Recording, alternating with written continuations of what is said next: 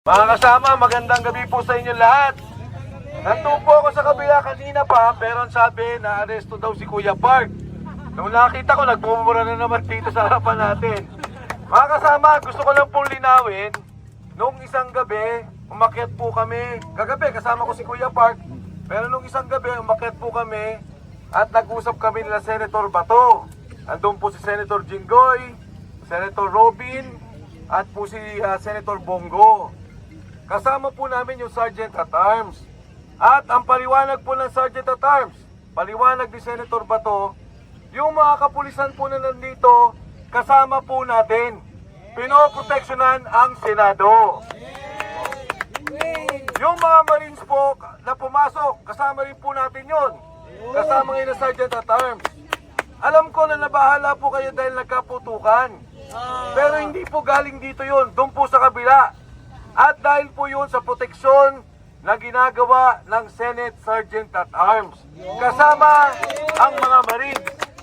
Kaya po yung mga kapulisan natin dito, mga kakampi po natin yan.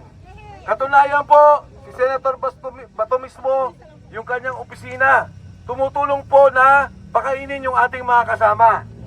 Alam ko po, nagutom kayo. Pagod na rin po kayong lahat. Pero magtimpi po tayo, dito po tayo magsama-sama. Patuloy po natin bigyan ng proteksyon.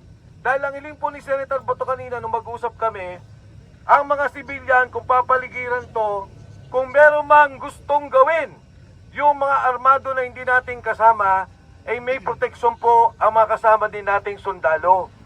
Maiwasan na magkagulo. Maiwasan na magkagulo at magkaputukan. Kaya mga kasama, sa ulitin po, no? Alam ko, gutom kayo, may darating naman na pagkain, huwag kayong mag-alala. Si Kuya Park, kaninang hapon, nandito ako, tulog, pagod na pagod. 2 araw na po yan natutulog dito at yung ating mga kasama, alam ko pagod kayo lahat. Pero, ang pakiusap ko po, yung mga pulis, Pilipino rin po yan, alam nila nangyari at kasama po natin sila. Nagbibigay proteksyon po yan sa atin.